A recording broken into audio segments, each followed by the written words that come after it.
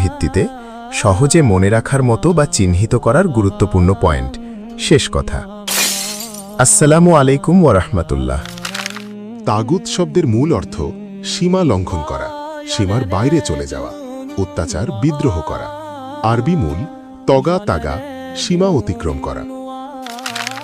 ইসলামে তাগুত মানে আল্লাহ ছাড়া যাকে ইবাদত করা হয়, যার আনুগত্য করা হয়, যার কাছে বিচার চাওয়া হয়, আর সে এই ইবাদত আনুগত্যে খুশি থাকে বা তা দাবি করে। সবচেয়ে গ্রহণযোগ্য সংজ্ঞা ইবনে কাসির, ইবনে তাইমিয়া প্রমুখের ভিত্তিতে যে কোনো ব্যক্তি, বস্তু, শক্তি বা আইন যাকে আল্লাহর পরিবর্তে উপাসনা বা আনুগত্য করা হয় এবং সে তাতে রাজি থাকে। সহজে মনে রাখার মতো বা চিহ্নিত করার গুরুত্বপূর্ণ পয়েন্ট: ১. তাগুত সমান আল্লাহর সাথে শিরকের মূল হাতিয়ার। লা ইলাহা ইল্লাল্লাহ বলার মানে তাগুতকে অস্বীকার প্লাস শুধু আল্লাহর ইবাদত। ২. কুরআনে ৮ বার এসেছে।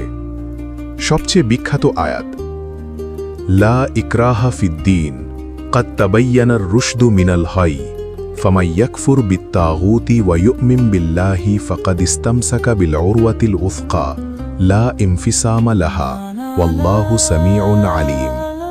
সূরা আল বাকারা, আয়াত ২৫৬। বাংলা অর্থ: ধর্মে কোনো জবরদস্তি নেই, সত্যপথ ভ্রষ্টতা থেকে স্পষ্ট হয়ে গেছে। অতএব যে ব্যক্তি তাগুতকে অস্বীকার করে এবং আল্লাহর প্রতি ঈমান আনে, সে মজবুত হাতল ধরেছে যা কখনো ছিঁড়বে না, আর আল্লাহ সর্বশ্রোতা, সর্বজ্ঞ। ৩. প্রধান প্রধান তাগুতের উদাহরণ সবচেয়ে বেশি উল্লেখিত: শয়তান সবচেয়ে বড় তাগুত, মূর্তি, প্রতিমা, লাত, উজ্জা, মানাত। ফেরাউন, নমরুদের মতো অত্যাচারী শাসক।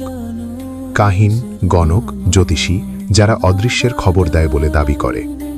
আল্লাহর পরিবর্তে আইন প্রণয়নকারী ও তা মানতে বাধ্যকারী ব্যক্তি, প্রতিষ্ঠান। যে কোনো নেতা, দল, ব্যক্তি যিনি আল্লাহর হুকুমের বিরুদ্ধে আনুগত্য দাবি করেন। তাগুতের সবচেয়ে বড় লক্ষণ আল্লাহর নাজিলকৃত বিধানের কুরআন সুন্নাহর পরিবর্তে নিজের ইচ্ছা, আইনকে প্রাধান্য দেয়া এবং মানুষকে তা মানতে বাধ্য করা। ৫. ইসলামের প্রথম ফরজ কাজ তাগুতের সাথে কুফরি, বর্জন, অস্বীকার, তারপর আল্লাহর উপর পূর্ণ ঈমান। ৬.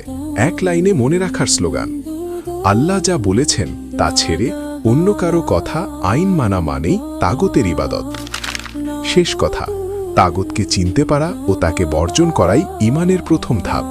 আল্লাহ আমাদের সবাইকে তাগুত থেকে হেফাজত করুন। জাযাকুমুল্লাহু খাইরান আলা মুশাহাদাতিল ভিডিও হাত্তান নিহায়া।